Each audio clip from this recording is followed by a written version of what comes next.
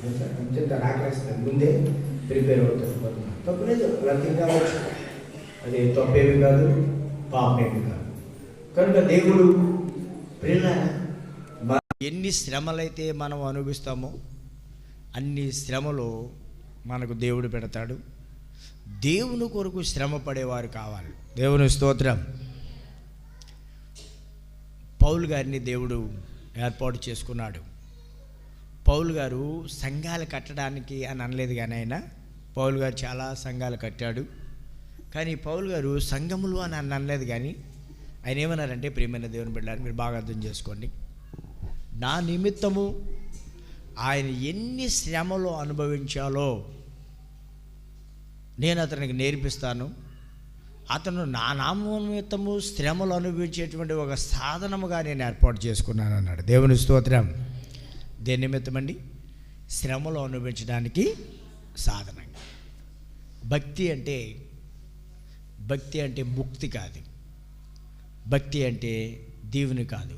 సేవకులు మబ్బి పెట్టి దేవుడి దగ్గరికి వస్తే దీవులు వస్తాయి అంటారు. మబ్బి పెట్టి దేవుడి దగ్గరికి వస్తే దీవులు వస్తాయి అన్నాడు.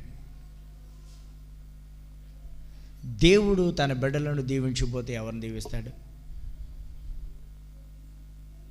మీరు బాగా అర్థం చేసుకోండి. ఇప్పుడు ఎవరి ఆస్తులు వారి బిడ్డలకి ఇస్తారు. అలా మనమందరం దేవుని బిడ్డలు. ఇదంతా దేవుడిది. దేవుడు మనకి ఇస్తాడేవడా? ఇస్తాడు. దేవుని యొక్క ఆశీర్వాదం అంటే ఏంటో తెలుసా? మీరు బాగా అర్థం చేసుకోండి.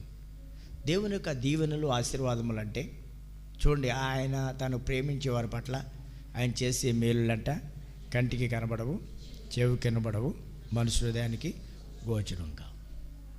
రెండోది 5 రెట్లను 2 చిన్న చేపలను 5,000 మందికి పంచడం ఆశీర్వాదం. కానాను వివాహంలో నీటిని ద్రాక్షరసంగా మార్చడం ఆశీర్వాదం. మనం పొందుకోలేనటువంటి వాటిని పొందుకుంటాం, మనం పొందుకోలేనటువంటి దాన్ని మనం పొందుకుంటాం. దేవుని యొక్క ఆశీర్వాదం. దేవుని స్తోత్రం. అంటే మనం పొందుకోలేము, మనకు తగిన అర్హత ఉండదు. ఇప్పుడు నేను సేవకుడిని, దేవుడు నన్ను అభిషక్తుడిగా చేశాడు. సేవకులు అభిషక్తులు అంటే అందరూ కాదు, స్వార్థకులుగా, కాపరులుగా, ప్రియులారా, కొంతమందిని దేవుడు అపోస్తులుగా ఏర్పాటు చేసుకున్నాడు, పరిచారకులుగా దేవుడు ఏర్పాటు చేసుకున్నాడు, అభిషక్తులుగా దేవుడు నన్ను ఎన్నుకున్నాడు. దేవుని రాజ్యంను స్థాపించుట కొరకు ఒక సాధనంగా దేవుడు నన్ను ఏర్పాటు చేసుకున్నాడు. దేవుని స్తోత్రం. మా నాన్నగారు రక్షించబడలేదు, మారు మనసు పొందలేదు. మా నాన్నగారికి కూడా మా అమ్మగారికి కూడా దేవుని గురించి తెలీదు. వారు దేవుని మందిరానికి వెళ్ళిన వారు కాదు. కానీ వారు గర్భమున దేవుడు నన్ను ఏర్పాటు చేసుకున్నాడు. దేవుని స్తోత్రం. నేను రక్షించబడ్డాను, నేను మారు మనసు పొందాను. నేను రక్షించబడి మారు మనసు పొందినటువంటి అమ్మగారిని నేను వివాహం చేసుకున్నాను. బాహ్య సంబంధమైనటువంటి ఆస్తుపాస్తుల కోసం కానీ, బాహ్య సంబంధమైనటువంటి అందసందాల కోసం కానీ నేను చూడలేదు. కానీ దేవుడు వాటితో పాటు ఇవి కూడా నాకు ఇచ్చాడు. దేవుని స్తోత్రం. మీరు బాగా అర్థం చేసుకోండి. ఇప్పుడు ఎందుకు నేను ఈ విషయాన్ని చెప్తున్నానంటే, ఇప్పుడు అమ్మగారు రక్షించబడ్డారు, నేను మారు మనసు పొందాను, నేను రక్షించబడ్డాను. మాకు దేవుని గురించి రుచి ఏంటో మాకు తెలుసు. దేవుని స్తోత్రం. అర్థమైందా?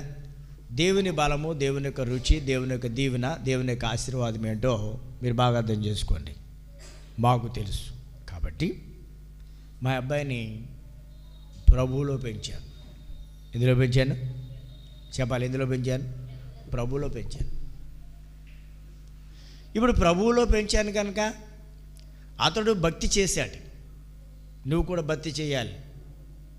అర్థమైందా? ఇప్పుడు అందరూ దేవుని పరిచారకులు అయిపోవాలంటే, అందరూ దేవుని పనులు అవ్వాలంటే మీరు బాగా అర్థం చేసుకోండి. ఇవాళ ఆదివారం, ఇవాళ ఇప్పుడు వాక్యం చదివారు. ఏ వాక్యం చదివారు మీరు? 92వ కీర్తన చదివారు, పాటలు పాడారు, స్తుతి ఆరాధన కూడా చేశారు, రాత్రి ఉపవాస ప్రార్థన కూడా మీరు చేశారు. ఇప్పుడు మీరు బాగా అర్థం చేసుకోండి. ఇవి ఇప్పుడే మీరు చేశారు, తిరిగి మరలా బుధవారం చేస్తారు, తర్వాత మరలా శనివారం చేస్తారు, తర్వాత మరలా శనివారం చేస్తారు. మీరు బాగా అర్థం చేసుకోండి. వారానికి 3 రోజులు చేస్తారు. రేపు ఈ సాయంకాలము వాక్యం చదువుకోరు, మీరు ప్రార్థన చేసుకోరు. చేసుకున్నానన్న పేరుకి చేస్తారు 1 నిమిషం, తప్పితే 2 నిమిషాలు, అందుకంటే ఎక్కువ చేయరు. నాకు తెలుసు మీ ప్రార్థన ఎంతో కదా. ఒకవేళ చదవానన్న పేరుకి ఒక బైబిల్ తీసి ఒక అధ్యాయం చదవటమో 2 ముక్కలు చదువుకుంటామో ఎందుకు కొంతవరకు చేస్తారు తప్ప లోతైనటువంటి రీతిలో మీరు ధ్యానించరు బైబిల్ని. మీరు బాగా అర్థం చేసుకోండి. అలాగా ఈ ఆదివారము, బుధవారము, శనివారం కాదు భక్తి. భక్తి అనేటువంటి దాన్ని సంపాదించుకోవాలి. దేవుని స్తోత్రం. ఉద్యోగాన్ని మనం సంపాదించుకోవాలంటే రేయనగా పగలనగా కష్టపడాలి, ఉపాధ్యాయుల దగ్గర నేర్చుకోవాలి, ప్రైవేట్ చెప్పించుకోవాలి. వచ్చిన ప్రతి పరీక్షల్లో కూడా ఏమవ్వాలి తెలుసా? మంచిగా రాసి పాస్ అవ్వాలి. పాస్ అయిన తర్వాత 100కి 100 పాళ్ళు అన్నిటికీ కూడా సమాధానం చెప్పి ఉద్యోగాన్ని సంపాదించుకోవాలి. దేవుని స్తోత్రం. అలాగే కాబట్టి నువ్వు దేవుని సేవ చేయాలని నువ్వు అనుకోవచ్చు. ఏం సేవ చేస్తావు? ఇప్పుడు మీలో ఎవరైనా సరే వచ్చి దేవుని వాక్యం చెప్పచ్చు. మీకు నేను అవకాశం ఇస్తున్నాను. మీరు ఏం చెప్తారు? అప్పటికప్పుడు మీరు ఏం చెప్తారు? భక్తి అనేది వచ్చి ఉండాలి. భక్తి అనేది ఉండాలి, వచ్చి నువ్వు కలిగి ఉండాలి. ప్రభువుని నువ్వు కలిగి ఉండాలి. ప్రభువు నీ హృదయంలో ఉండాలి.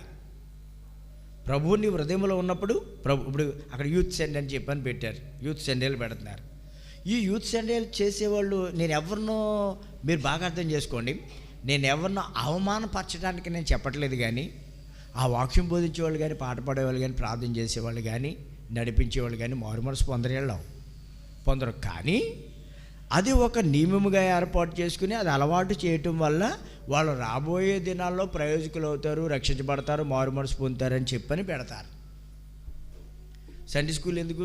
ఆ చిన్నపిల్లలు ఇప్పుడు రియా, రాజశ్రీ ఇప్పుడు ఆ చిన్నపిల్లలు వాళ్ళు ఉన్నారు కదా, వీళ్ళు ఈ పిల్లలకి వాళ్ళకి భక్తి గురించి తెలుసా? చెప్పండి, తెలుసా? తెలీదు. ఎప్పటికి భక్తి నేర్పుతున్నాం? ఇప్పుడు వాళ్ళకి ఎప్పటికి నేర్పుతున్నాం? మన వయసు వచ్చేటప్పటికి నేర్పుతున్నాం వాళ్ళకి భక్తి. అర్థమైందా మీకు? ఇప్పుడు వాళ్ళు వాక్యం చెప్పినా, ఆ చదివినా, అవన్నీ చేసినా ముందు ప్రోగ్రాం రాసిస్తారు. మీకు కూడా మేము క్రిస్మస్కి అలాగే ఇస్తాను. మేము మీకు ఒక పాట ఇస్తాం కదా, ఈ వర్ధన పూలకో పాట ఇస్తాం, ఆ సాల వాళ్ళకో పాట ఇస్తాం, ఆ నక్క వాళ్ళకో పాట ఇస్తాం, మా వాళ్ళకో పాట ఇస్తాం, కొంతేరులకో పాట ఇస్తాం, తొమ్మిది పిల్లలకు పాట. ఇవన్నీ ఒక పాట రాసుకోండి. మీరు ఒక పాట, మీ పాటలు మీరు గ్రూప్ ఉంటారు, ఐదుగురి కాడికి ఓ పాట రాసుకోండి. స్త్రీలందరూ పాట ఇలా రాసుకుని ఇన్ని పాటలు కూడా నాకు ఇవ్వండి. ఎన్ని పాటలు ఉన్నాయో మీరు నాకు ఇవ్వండి. అవి ఇచ్చినవి మనము సీరియల్గా 1, 2, 3, 4 అని చెప్పని ఇద్దాం పాటలు. అవి ఇచ్చినప్పుడు ఆ టయానికి వచ్చి అలా పాట పాడాలి. అలా పాడకపోతే వాళ్ళకి పాట లేదు. నీకు ఒకటో పాట అనుకో ఫస్ట్ పాట నువ్వు పాడాలి, రెండో పాట అనుకో మూడో పాట, అలాగా పాట ఇలా పాడాలి. ఇవన్నీ కూడా అలాగా రావడం ఒక ఆహ్లాదకరంగా మనం పండుగ చేస్తుంటాం. నువ్వు బాగా అర్థం చేసుకో. నీవు ప్రభువుని కలిగి ఉండి రక్షించబడి నువ్వు మారు మనసు పొంది నువ్వు దైవికంగా జీవించి దేవుడి కోసం బ్రతకడం భక్తి అనేది. నువ్వు పాట పాడేసినా నీకు ఉపయోగం ఉండదు, వాక్యం చదివిసినా నీకు ఉపయోగం ఉండదు. ఎందుకో తెలుసా? నువ్వు మారు మనసు పొందలేదు, నీ మనసు మారలేదు, ఒక సామాన్యమైన వ్యక్తిలాగా నువ్వు ఉన్నావు అంతే. నువ్వు దేవుడికి సంబంధం ఏముంది? నీకు దేవుడికి సంబంధం అనేది ఉండాలి. నీకు దేవుడికి సంబంధం ఉన్నప్పుడే దేవుడి కుమారుడిగా, దేవుని కుమార్తెగా నువ్వు ఉండగలుగుతావు. దేవునికి స్తోత్రం. చెప్పండి, దేవుని స్తోత్రం. కాబట్టి భక్తి చేయాలి. ఇన్ని ఏర్పాట్లు యేసయ్య నీ కోసం చేశాడు. మీరందరూ బిల్డింగ్లు కట్టుకున్నారు, మంచి బిల్డింగ్లు కట్టుకున్నారు, మంచి పెయింటింగ్ చేసుకున్నారు, మీరు మంచిది. ఎంత ఇల్లు ఇచ్చారు మీకు? 30 లక్షల ఇల్లు, 25 లక్షలు, 30 లక్షల ఇంటిని ఇచ్చాడు దేవుడు మీకు. మీకోసం ఇచ్చాడు, మీకోసమే. ఇంకా జ్యోతి ఇల్లు కట్టుకోలేదు కదా, జ్యోతి మన సువార్తమ్మోళ్ళు కట్టుకోలేదు, మన ఏస్తేరమ్మోళ్ళు కట్టుకోలేదు, రాజేశ్వర్లు కట్టుకోలేదు. వీళ్ళ కోసం మీరు ప్రార్థన చేయండి. కంపల్సరీ ఇల్లు కట్టుకోండి అని ప్రభువు చెప్పాడు, కట్టుకోవాలి. దేవుని స్తోత్రం. కట్టాలి. అన్నగారంగా 2 ఇల్లులు కట్టారు. బిల్డింగ్ మీద బిల్డింగ్ కట్టుకుంది ఆవిడ. అంటే ఎంత ఏర్పాట్లు ఇచ్చాడు చూడండి దేవుడు మీకు. అది కష్టమైందా లేదా? చెప్పండి, అది మీకోసమైనా కట్టుకుంటా, ఎవరి కోసమైనా చెప్పండి. మా కోసం మన వాళ్ళు చేతులు ఎత్తండి. మీకోసమే ఇన్ని ఏర్పాట్లు చేసేటప్పుడు మీకు ఈ మందిరాన్ని దేవుడు మీకోసం ఎంత ఖర్చు పెట్టి ఎంత చేయంటున్నాడు దేవుడు. ప్రతి తల్లి ప్రతి తండ్రి పిల్లలను పెంచుతారు, వాళ్ళకి బట్టలు కొంటారు, పెళ్ళిళ్ళు చేస్తారు, కావలసినవన్నీ ఖర్చు పెడతారు, చేస్తారు. అలాగా మన తండ్రి అయిన దేవుడు మనందరి కోసం ఇవి చేశాడు. నేను డబ్బులు ఎంత నేను అడగలేదు కానీ చెప్పి వివాహానికి ఒక 5-6 లక్షలు ఉంటాయి. బాగా జాగ్రత్తగా చేస్తే 3 లక్షలు అవుతాయేమో. అంతెందుకు అవుతాయి నాకు తెలియదండి. పాలు తాగి పిల్లోడిని ఏం కాదు నేను. దేవుని స్తోత్రం. నేను రోమాగా చెప్తాను. అదేంటండి, ఆడపిల్ల పెళ్లి చేయాలంటే 7-8 లక్షలకు వచ్చి అవుతాయి తోగు మాత్రంగా చేసుకుంటే. నేను ఇప్పుడు అర్థమైందా మీకు? అన్ని లక్షల డబ్బు ఖర్చు పెట్టాడమ్మా. అన్నీరా ₹1,00,000 ఇస్తావు నువ్వు కానీ మీ ఆయన కానీ ఇస్తారా? ఎవరో మళ్ళీ రేపటి నుంచి అటుకెళ్తారు, అటుకెళ్తారు మీరు అటుకెళ్తే పెడతారు, చచ్చిపోయేదాకా పెడతారు. తల్లిదండ్రులు ఆస్తులు ఎవరికి? పిల్లలకైనా కదా. సీతమ్మని అడుగు, ఇప్పుడు కూడా త్యాగం చేసింది. అలాంటి మనుషులు ఉండాలి. దేవుని స్తోత్రం. అన్నగారిని అడుగు, చేస్తుంది. అన్నగారు కూడా కూతురికి దాచింది బంగారం. చెప్పింది ఏమో త్యాగం. చచ్చిపోయేదాకా పిల్లలను పెంచుతారు, త్యాగం. కనబడరు అనుకోకండి. శ్యామల తెలిసా నీకు? మీ ఆడపడుచు అంటారు, ఏమంటారు? ఆడపడుచు చూస్తుందా? నీ ఎదురుగుండా చూస్తుంది అనుకున్నావా? నువ్వు చూడెత్తావా? వెళ్ళినప్పుడు ఎప్పుడైనా 10,000 ఇచ్చి పంపుతున్నావు మీ ఆడపడుచుకి? చెప్పు, ఇస్తున్నావా? నువ్వు ఇస్తావా? ఇచ్చి పంపించు. నువ్వు ఇవ్వకపోయినా కానీ ఎవరు ఇస్తారా? ఇవ్వదనుకున్నావా? నువ్వు దమ్ముంటే అబ్జీ ఇంట్లోంచి బయటకు పోవడం అవసరమైతే నేను. దేవుని స్తోత్రం. అంతే, దేవుని స్తోత్రం. అంత త్యాగం చేసి దేవుడు మన కోసం ఇక్కడ ఒక మందిరాన్ని ఏర్పాటు చేసి దేవుడు ఇక్కడ ఒక కాపరిని పెట్టి ఈ మందిరానికి మెయింటింగ్స్ దేవుడు ఏం చేస్తున్నాడు తెలుసా? మాకు మెయింటైన్ చేస్తున్నాడు. రెండోది పిల్లల దీనికి కావాల్సిన ఏర్పాట్లన్నీ కూడా దేవుడు చేస్తున్నాడు. ఇవన్నీ దేవుడు చేసి ఇన్ని ఏర్పాట్లు నీ కోసం చేస్తున్నాడు యేసయ్య. దేవుని స్తోత్రం. ఇప్పుడు నువ్వేం చేయాలి తెలుసా? నీవు దేవుని యొక్క వాక్యమును వినాలి, విని దాని ప్రకారంగా నువ్వు చేయాలి. అప్పుడు నువ్వు అభివృద్ధిలోకి వస్తావు. ప్రభువుని నమ్ముకున్నట ద్వారా, మీరు బాగా అర్థం చేసుకోండి, ప్రభువుని నమ్ముకున్నట ద్వారా ఒకటి ఆశీర్వాదం. దేవుని స్తోత్రం. ఒకటి ఏంటండి? ఆశీర్వాదాన్ని ఇస్తాడు దేవుడు. రెండోది బాగా అయినండి ఆరోగ్యాన్ని ఇస్తాడు. ఏమిస్తాడు? ఆరోగ్యం ఇస్తాడు. చివరిగా మూడోది ఏంటో తెలుసా? నిత్యరాజ్యం, పరలోకాన్ని ఇస్తాడు. ఇంకేం కావాలి?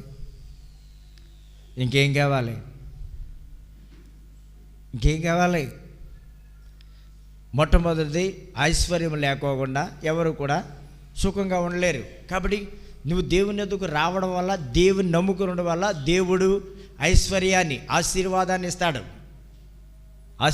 ఇస్తాడు. కూడని రోగాలు, నువ్వు ఏ హాస్పిటల్కి వెళ్ళు బోళ్ళు డబ్బు లాగుతారు డాక్టర్లు. ఎంతంత కాదు. ఇక ఇవన్నీ అడుగు. ఏమా నాకు మొన్న బిల్లలు ఎట్టరమ్మని అన్నాను నేను. ఆ బిల్లలు లెక్కేస్తే దగ్గర ఇంచుమించి ఒక ₹500, ₹300 బిల్లలు ఉంటాయి అవి కొనాలంటే.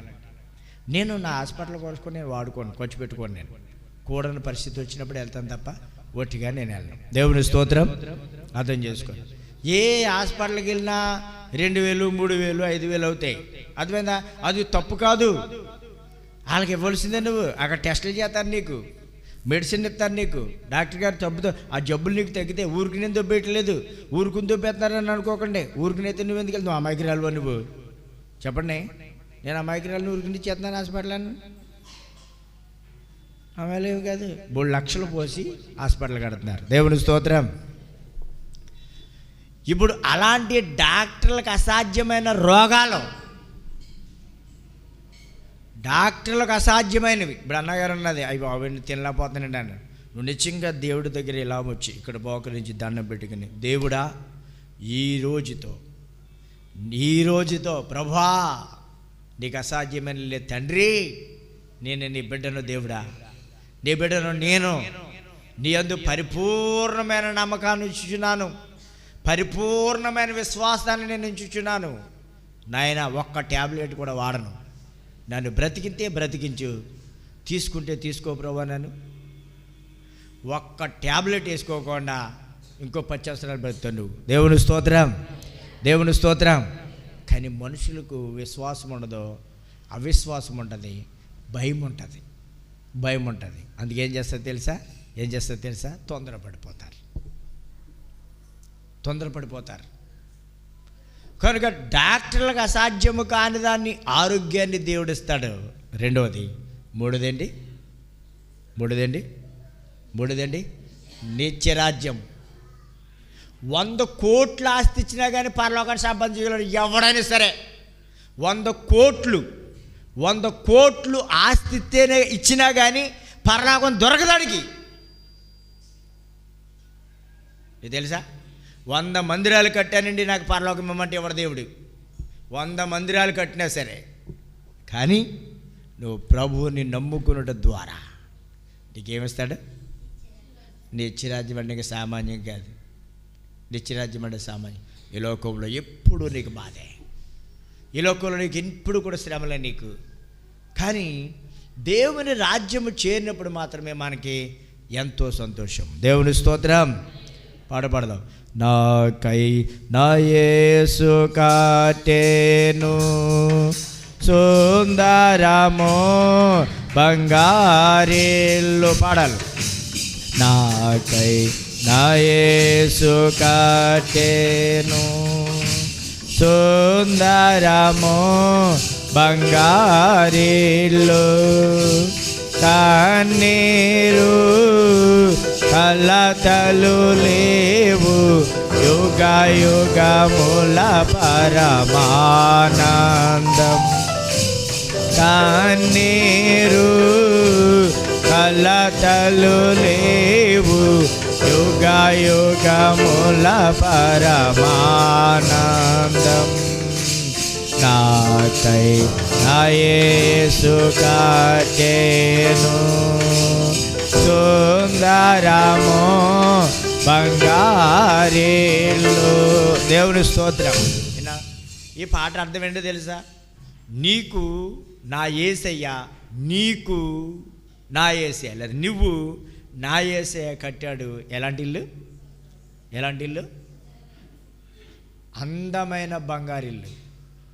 అందం. ఇప్పుడు రంగులు అయితే దీనికి అందం ఉంటుంది. మందిరు పెళ్ళి కూతురు ఎలా ఉంటుంది? పెళ్ళి కూతురు ఎలా ఉంటుంది? అందంగా ఉంటుంది. పెళ్ళి కూతురికి వేలు వేస్తారు, తెచ్చేసారు మీరు వేలు. పెళ్ళి కూతురికి వాళ్ళు సొంత బంగారం వేస్తారో బయట బంగారం వేస్తారో తెలియదు, కానీ ఇంత వేస్తారు దెయ్యంలాగాని. అంత మొయ్యలేదు ఆ రోజుని. మళ్ళీ దండలు వేస్తారు, 2 జంటలు 3 ఎవరు మాట దండలు వేస్తారు. చిన్న పిల్లలు కూడా అట్టుకొచ్చి అందరూ కూడా సంతోషపరచడానికి దండలు వేస్తారు. 1-2 దండలే కాదు, ఇప్పుడు ఫ్యాషన్ ఎక్కువైపోయి 2 దండలు వేసుకుంటున్నారు. అదే చిన్న పిల్లలతో సహా దండలు అట్టుకొచ్చి వేస్తారు పెళ్ళికొడు. ఇన్ని దండలు ఉంటాయి. రాజకీయ నాయకులు కాదు, సన్మానాల కోసం కాదు వేసి, ఇక్కడ సంతోషపరచడానికి బంధువులు. దేవుని స్తోత్రం. చెప్పండి, దేవుని స్తోత్రం. సుందరమైనటువంటిది అంటే అందమైనటువంటి ఇల్లు. ఎలాంటి ఇల్లు? అందమైనటువంటి ఇల్లు. ఏంటి? ఎలాంటి ఇల్లు? బంగారు. ఎలాంటి ఇల్లమ్మా? బంగారు. మీరు ఎందుకు కట్టుకున్నారు ఇల్లు? ఈ రాడ్ చేయడానికి 30,000 అయింది. వీటికి స్టీలు ఎంత? స్టీల్ తోటి. మీరు దేని కట్టారు? ఇనుముతోటిని, సిమెంట్ తోటిని. ఏసై దేంతో కట్టాడు? చెప్పండి అమ్మా. ఒక ఇటుక ఉంది బంగారం ఇటుక అన్న వాళ్ళు చేస్తాను నాకు. ఒక్క ఇటుకి మీ ఇంట్లో ఒక్క ఇటుకి జ్యోతి ఒక ఇటుక ఉందా? లేదు కదా. మరి మీకు ఎలాంటి ఇల్లు ఇచ్చాడు, కట్టాడు? మీరేమో రంగులు వేయడానికి, నాశనం చేయటానికి అలసిపోతున్నారు. ఎంగ ముగ్గురు ఎంత అలసిపోతున్నారో చెప్పలేము. ఎన్ని సంవత్సరాలు ఉండేది ఇక్కడ? కరోనా వచ్చిన తర్వాత నిల్చున్నట్టు అడిపోతున్నాడు. మీకు తెలుసా? ఊపిరితిత్తులు ఒకటిని, గుండెలు ఒకటిని తినేతనే లోపల. మీకు తెలియదు అది. బిళ్ళలు వేసుకునే వాళ్ళు బిళ్ళలు వేసుకుంటే రోజు రోజు ఏమవుతారు? రూపురేఖలు కళ మారిపోతాయి పెళ్లి కూతురులాగానే కదా. బిళ్ళలు వేసుకున్న వాళ్ళు ముఖమే మారిపోతాయా? పేరులో రాసుకుంటే నల్లగొండ ముఖం ఎలా వచ్చేది? కాకి ముఖం తెల్లగొచ్చేస్తుంది. ఇది వరకు మన లోకులు ఇద్దరు అలా కాకి ముఖాలు ఉన్నవాళ్ళు అవి రాసుకొని చచ్చిపోతారు జాగ్రత్త అని చెప్పాను నేను. నిజం ఉన్న కళ సరిపోదా? పెళ్లి కూతురులో రాసేస్తున్నారు అలా. ఎలర్జీ వచ్చిందంటే ఏమవుతుంది? ఎలర్జీ వస్తే ఇంక తగ్గుతాయా?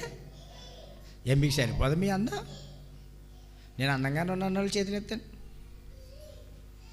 ఎత్తండి నేను. నువ్వు లేవన్నా మరి ఎత్తండి, అందంగా ఎత్తండి. నేను అన్నగారు ఇప్పుడు కొంచెం వాడవులే నువ్వు, ఇది వరకు అందమే కదా. లేదు అందం లేదండి, అందమే. దేవుడు బాగా అర్థం చేసుకోండి. ఎవరి ముఖం వాళ్ళకి అందం, బయట విషయం మనకు అనవసరం. ఎవరి ముఖం? నీ ముఖం నువ్వు ఇలాగ అద్దంలో చూసుకో, నువ్వు ఎంత అందంగా ఉంటావో. బయట వాళ్ళు అంటావు ఎలా నల్లగొన్నావు నువ్వే, ముక్కెళ్ళా డొక్కలాగా ఉందా అంటారు. ఇష్టం లేని వాళ్ళు ఎడుతారు. వాళ్ళ జోలు నీకెందుకు? నీ అందం నీకే. దేవుని స్తోత్రం. ఏమా అంతేనా? నీ అందం నీకే. బయట వాళ్ళు ఎందుకు? బయట వాళ్ళు నిన్ను అపాసం చేస్తున్నారు, నీకు ఎగతాలు చేస్తున్నారు. వాళ్ళ విషయాలు నీకెందుకు? 100 కుక్కలు ఎన్నో మొరుగుతాయి. ఆ కుక్కల జోలు నీకెందుకు? ఆ కుక్కల గురించి ఆ మనుషుల గురించి నువ్వు ఆలోచించావనుకో, నీ భర్త ఎంత దండగా. దేవుని స్తోత్రం. నీ మనసు పాడైపోద్ది. నీ మనసు ఏమైపోద్ది? పాడైపోద్ది. కాబట్టి బాగా అర్థం చేసుకోండి. ఎలాంటి ఇల్లు కట్టాడమ్మా? ఎవరికి? నీకు. నాకు ఇప్పుడు కట్టాడు బంగారం, నాకు నా యేసయ్య పరలోకంలో బంగారు ఇల్లు కట్టాడు అన్నవాళ్ళు చేతులు ఎత్తండి. లేకపోతే మీకు మీ అబ్బా ఇక్కడ నీకు నమ్మకం లేకపోతే ఊరికి నేమి ఇచ్చాడు బంగారు ఇల్లు. అమ్మా మనకి ఇక్కడ చెత్తాలా అని అనుకోకు నువ్వు. నీకెక్కడ విశ్వాసం ఉండాలి, ఇక్కడ నువ్వు సాక్షిగా జీవించాలి, ఇక్కడ ప్రయాసపడాలి. ఊరుకుని వచ్చేస్తుంది అనుకోకండి. దేవుని స్తోత్రం. శ్రమలు పడితేనే వస్తాయి. కాపుటూరులో మొన్న ఒక ఆవిడ చనిపోయింది. రాత్రి వెళ్ళి నేను తన భర్తతో నేను మాట్లాడాను. ఎలా ఉన్నారు? బాగున్నాను. మీరు ఎలా అంటారు? కంగారు పడకండి, ధైర్యంగా ఉండండి అని అన్నాను నేను. మరి నేను కొన్ని విషయాల్లో ఇట్లో ఏకీభవిస్తుంటే నాకు కొంచెం ఇబ్బందిగా ఉంటుంది. నేను దేవుని సేవకుడిని కనుక పరిశుద్ధంగా పవిత్రంగా జీవించాలి. కొన్ని కార్యక్రమాల్లో నేను అలా వచ్చి పండించేటప్పుడు అట్లో ఇట్లో పాలు పంపులు పొందితే కొన్ని అనార్థాల కింద కొన్ని ఉంటున్నాయని, కొన్నిటికి నేను మిమ్మల్ని అందరినీ ప్రేమిస్తాను, అందరూ కలిసి ఉండేవాళ్ళు. కానీ నన్ను నేను ప్రత్యేకపరుచుకుని నేను వేరుగా ఉంటున్నాను. ఇదివరకులాగా నేను ఉండలేదు. కాబట్టి నేను అలాగపోయాను. మీరు ఏమనుకోద్దు, మీరు ధైర్యంగా ఉండండి అన్నాను. అవునబ్బాయి నువ్వు అలా ఉండాలి అన్నారు. దేవుని స్తోత్రం. ఎలా ఉండాలి? పరిశుద్ధంగా ఉండాలి. మనుషులకు బాధ వస్తుంది. అయ్యో చనిపోయినప్పుడు రాలేదు ఈయన కూడా అని అంటారు. అవును, రాలేదు కూడా అని అంటారు. దానివల్ల నీకు మురికి అవుతుందేమో.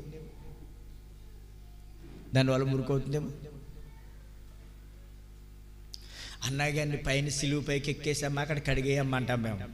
అక్కడ పైకి ఎక్కేసి కడుగుతావా? అన్నగారు మెట్ల మీద పైకి ఎక్కేసి సిలువు ఎక్కేసి కొళ్ళు తిరిగితే ఉంటావా? నిలబడగలదు గోడ మీద ఉంటావా? నడు ఏమవుతుంది? కొళ్ళు తిరిగి పడిపోతాను, నేను చచ్చిపోతాను అనుకున్నప్పుడు అబ్బాయి నా వల్ల అవదండి అని అన్నాలే. మోమాటానికి వెళ్ళకూడదు. మనకు మోమాటాలు ఎక్కువ. మోమాటానికి వెళ్తే ఏమో ప్రాణాన్ని పోగొట్టేసుకుంటాం. నువ్విక్కడ ఈ లోకములో నువ్వు జీవించినంతకాలం ఇంక 20 10 మరి నాకు తెలీదు. 10 20 అంటే ఎంత చెప్పు రేపుగా? 10 అంటే ఎంత? 10. 20 అంటే 20. 1000 RS అంటే ఇంగ్లీషే చెప్పండి. దేవుని స్తోత్రం. అంటే 10 సంవత్సరాలు బ్రతుకుతావు, 20 సంవత్సరాలు బ్రతుకుతావు, నాకు తెలియదని చెప్తున్నాను. కానీ 10 సంవత్సరాలు అయిన తర్వాత 20 సంవత్సరాలు అయిన తర్వాత బంగారు ఇంట్లోకి వెళ్ళాలంటే నువ్వేం చేయాలి? ఇక్కడ ఏం చేయాలి? ఇప్పుడు దేవుడిని ఒప్పుకోవాలి, దేవుడి మాట వినాలి, దేవుని వాక్యం ఏం చెప్తుందో చేయాలి. దేవుడి యొక్క వాక్య ప్రకారం నడిస్తేనే తప్ప మందిరానికి వచ్చి కూర్చుంటే మాత్రం పరలోకాన్ని దేవుడు నీకు ఇవ్వడం. దేవుని స్తోత్రం. కష్టపడాలి, శ్రమలు అనుభవించాలి, నిందలు భరించాలి, కొచ్చవ్వాలి, కరిగిపోవాలి. నేను పనిచేసిన వాళ్ళు చేతులు ఎత్తండి. నిన్న మందిరానికి వచ్చి కడిగిన వాళ్ళు ఎత్తండి. మందిరానికి వచ్చి పనిచేసిన వాళ్ళు వెరీ గుడ్. దేవుడు మిమ్మల్ని దీవించుగాక. రైట్. రాలేని వాళ్ళు అన్నం తినేసిన తర్వాత మధ్యాహ్నం నుంచి వచ్చి తుడిచేయండి మందిరాన్ని. దేవుని స్తోత్రం. అందరూ చేయాలి. నేను రాలేదు అనకూడదు. నీకోసం దేవుడు ఏర్పాటు చేశాడు. అదేనా తప్పించుకోవడానికి లేదు. ఎవరో తప్పించుకోకూడదు, ఖచ్చితంగా ఉండాలి. నువ్వు తప్పించుకున్నావా దానివల్ల నీకే ప్రమాదం. ముందు స్థానం దేవుడికి ఇవ్వాలి. ఇక్కడ దేవుని మందిరానికి రాకుండా మీరు బాగా అర్థం చేసుకోండి. ఒక్కటే మాట నేను చెప్తున్నాను. దేవుడు అన్ని రోజులు చేశాడు, చివరిగా 7వ రోజున ఏం చేశాడండి? ఆయన విశ్రమించాడు. ఈ విశ్రమించినటువంటి ఈ దినాన్ని పరిశుద్ధపరిచాడు దేవుడు. దేవుని స్తోత్రం. ఈ దినాన్ని పరిశుద్ధంగా మీరు ఆచరించండి అన్నాడు దేవుడు. ఎలా ఆచరించమన్నాడు? పరిశుద్ధంగా ఆచరించండి, దీన్ని అపవిత్రపరచొద్దని చెప్పాడు. ఎవరైతే మందిరానికి రారో దీనికి మలినం కలిగి చేస్తున్నారు, అపవిత్రపరిచేస్తున్నారు. జాగ్రత్త, అపవిత్రపరుస్తున్నారు. డ్యూటీ ఎన్ని గంటలు కామని నీకు? 9 గంటలు. నువ్వు 2 గంటలకు వెళ్తే జీతం నీకు ఇస్తారు 20,000. ఎంత ఇస్తారు నీకు? కట్ చేస్తారు జీతం. మిరియామికి జ్యోతి అట్టుకెళ్ళి బట్టలు ఇచ్చింది, జాకెట్ కుట్టమంది, చేతులు కుట్టలేదు. 100 రూపాయలు అడిగింది. డబ్బులు ఇస్తావా?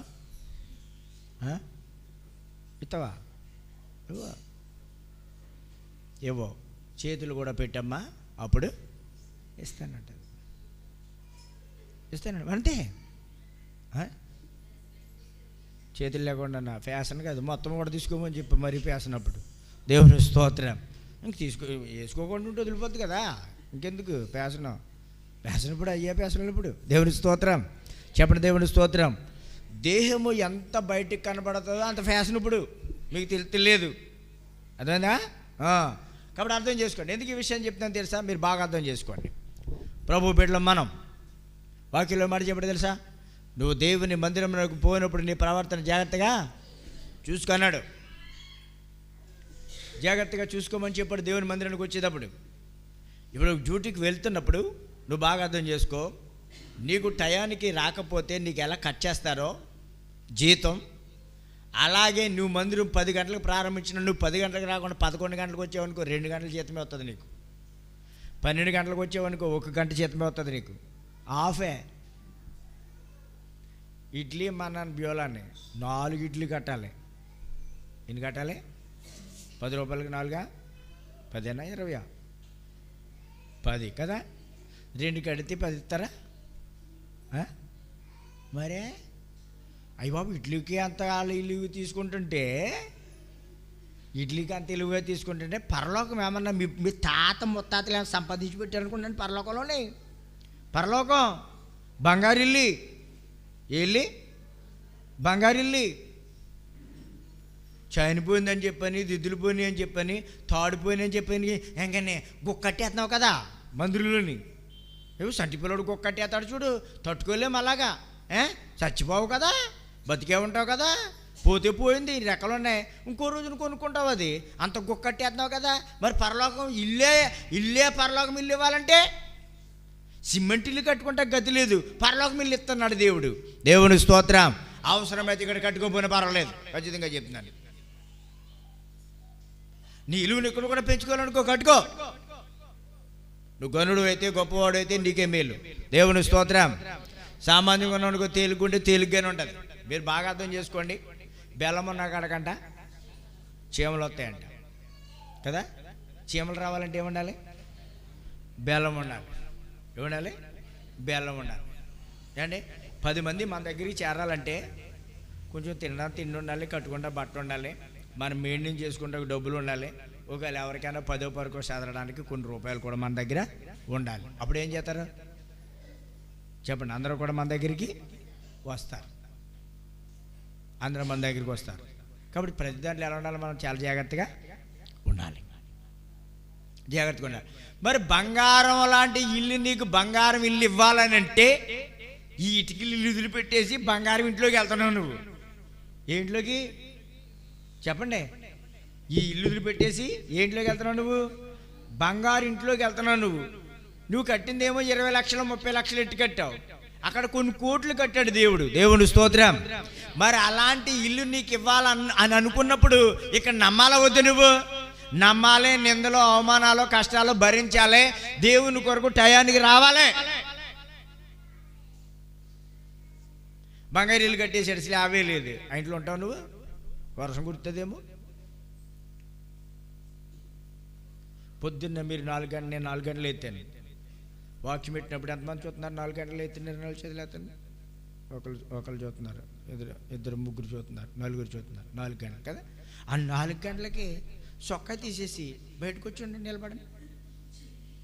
సొక్కా తీసేసి సెల్లు ఉంటారా? ఉండరు కదా. మరి స్లాబ్ లేని ఇంట్లో ఉంటారా మీరు? మరి అరకొర భక్తి ఎందుకు మనకి? అరకొర భక్తి ఎందుకంటే 10 గంటలకు అన్నప్పుడు ఎన్ని గంటలు రావాలి? 10 గంటలకే రావాలి. అప్పుడు 3 గంటల జీతం దేవుడు నీకు ఇస్తాడు. నువ్వు 12 గంటలకు వచ్చి 3 గంటల జీతం పట్టిపోదాం అనుకున్నావా?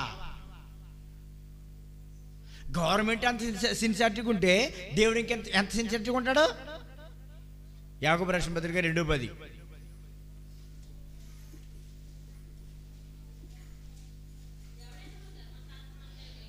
ఎవడైనను ధర్మశాస్త్రం అంతా కూడా గైకొని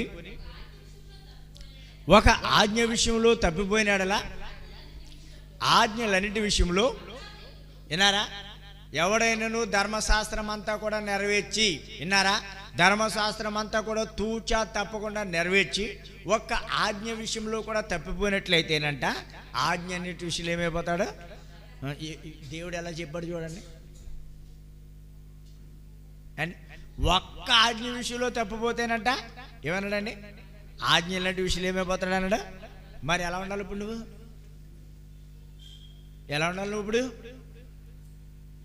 బాహ్య సంబంధమైన విషయాల్లోనూ మెలుకు ఉన్నావు. ఆత్మ సంబంధ విషయాలు ఎలా ఉన్నావు నువ్వు చెప్పండి? మన భర్త మన కళ్ళెదురుకుంటే బుడుక్కుని చచ్చిపోయాడు, దేవుడు దేవుడు దేవుడు అని ఏడుస్తావు. ఆ భర్త చచ్చిపోయిన నరకానికి వెళ్ళిపోయినా పర్వాలేదు, కాబట్టి గుడికి రాపోయినా ఏమీ బాధ సాధలేదు. వెళ్ళండి మీరు డ్యూటీకి, నేను వెళ్ళిపోతాను ప్రార్థనకి. నువ్వేం పరలోకానికి వెళ్ళిపోతావు, ఆయన ఏమో నరకానికి వెళ్ళిపోతాడు. ఆయన వాళ్ళు నీకు ఇల్లు వచ్చిందనే సంగతి తెలీదు. డబ్బు సంపాదించుకోవడానికే తప్ప పరలోక రాజ్యం కోసం ఏమైనా సిద్ధపడుతున్నారా? ఎందుకు దేవుడు పరిశుద్ధపరిచినటువంటి ఈ దినాన్ని ఎందుకు మలినపరచాలి? ఎందుకు అపవిత్రపరచాలి? నువ్వు శుభం అంట పండుగ చేసుకుంటున్నాం. మనం పండుగ చేసుకున్నప్పుడు ఎందుకు పోట్లాడేటాలి? నువ్వు ఎందుకు పాడు చేయాలి? నువ్వు దేవుని వాక్యం సామాన్యమంది కాదు. ఒక ఆచార సంబంధంగా ఎక్కడెక్కడేదు జరుగుతున్నాయి, ఆ రకంగా జరుగుతుంది కాదు. నువ్వు పరలోకం చేరాలంటే నువ్వు తూచ తప్పకుండా క్రమంగా ఉండాలి. ఎన్ని విషయాల్లో నువ్వు తప్పిపోతున్నావు? నువ్వు ఒక ఆచారాన్ని నువ్వు ప్రారంభించావు తప్ప నిజమే భక్తిని ప్రారంభించావు నువ్వు. 16:3 కీర్తనలు.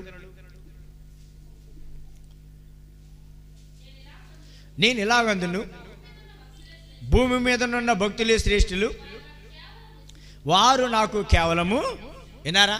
భూమి మీద ఉన్నటువంటి భక్తులే శ్రేష్ఠులు, వారు కేవలం నాకు ఎలాంటి వారండి? ఇష్టలు. మరి ఇప్పుడు భక్తి చేయాలి, నువ్వు చేస్తున్నావా? భక్తి చేయాలి. ఇప్పుడు శరీరం బ్రతకాలంటే, జీవించాలంటే ఆహారం తినాలి. అలా నీ ఆత్మను కూడా నువ్వు రక్షించుకోవాలంటే నువ్వు భక్తి చేయాలి. రాత్రి ఎందుకు ఉపవాస ప్రార్థనకు రాలేదు? నువ్వు వారం రోజులు ప్రార్థన చేస్తున్నారు కదా దేవుని పని కోసం. నువ్వు వారం రోజులు ప్రార్థన చేసే సంఘం అంతా చాలా మంది వచ్చారు, ఇంకా కొంతమంది రాలేదు, 10 మంది. భారం లేదా? బాధ్యత లేదు నీకు? భారం లేదా? బాధ్యత లేదా? ఇల్లు కట్టాలంటే ప్రార్థన చేయమంటావు, పెళ్లి చేయాలంటే ప్రార్థన చేయమంటావు. పెళ్లి నీకు, ఇల్లు నీకు. మరి దేవుని పనుల విషయాల్లో ఎందుకు నిర్లక్ష్యంగా ఉన్నావు? ఫిలిప్పీయుల రాసిన పత్రిక 2:21. ఫిలిప్పీయుల రాసిన పత్రిక 2:21. అందరూ తమ సొంత కార్యములనే చూసుకొనిచున్నారు కానీ, వినారా, అందరూ కూడా తమ సొంత కార్యములనే చూసుకున్నారు కానీ యేసుక్రీస్తు కార్యాలని చూడరు. 1000 రూపాయలు వస్తాయని చెప్పని పనికి వెళ్ళిపోయావు, పనికి పంపించేసావు. నువ్వు ఎందుకు వచ్చిందయ్యా బాబు రా మందిరానికి అని చెప్పాను అనాలి. నువ్వు అన్నావా? భార్యవేనా నువ్వు? నీ బిడ్డలకు బుద్ధి చెప్తున్నావు. నువ్వు రూపాయలు సంపాదించుకొస్తున్నారని చెప్పని హ్యాపీ ఫీల్ అయిపోతున్నావు. నువ్వు రేపొద్దున వాళ్ళు నరకాల్లో కాలితే సేవకుడికైనా బాధ, ఆత్మల కొరకైనా బాధ నీకు లేదా? ఎలా జీవిస్తున్నావు ప్రశ్న వేసుకో.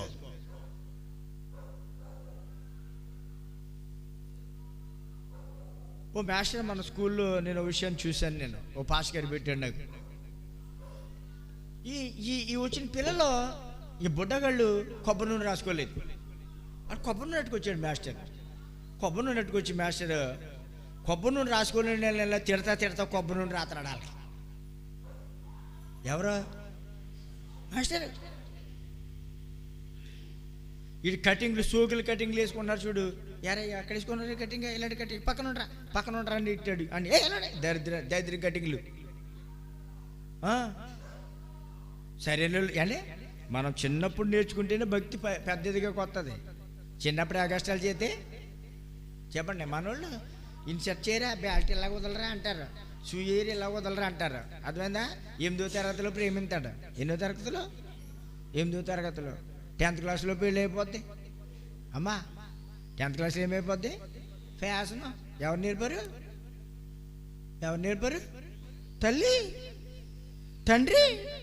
తల్లి తండ్రిని నేర్పించారు. పెద్దల భోజనాలు అక్కర్లొద్దు మనకి. అమ్మేళ్ళు చూసుకోవాల్సిన వద్దు, నాన్నలు చూసుకోవాల్సిన వద్దు. నడుములు ఆత మన బండి మీద తిరిగి తగ్గి చుట్టారకాలకి సంబంధాలకమ్మా. అవును, ఇద్దరు ప్రేమించుకుంటారు 8వ తరగతిలో. 10th క్లాస్ వచ్చేటప్పటికి పెళ్ళి అయిపోతారు.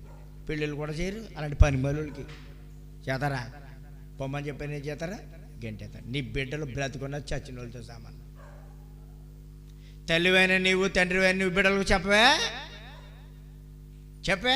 ఆ పాస్టర్ ఏం చేయాలి తెలుసా? ఇలా ఎవడి షెడ్యూల్ కటింగ్ ఇదా? ఇలా పక్కన ఇట్టాడు. ఒక 5 పక్కన ఇట్టాడు.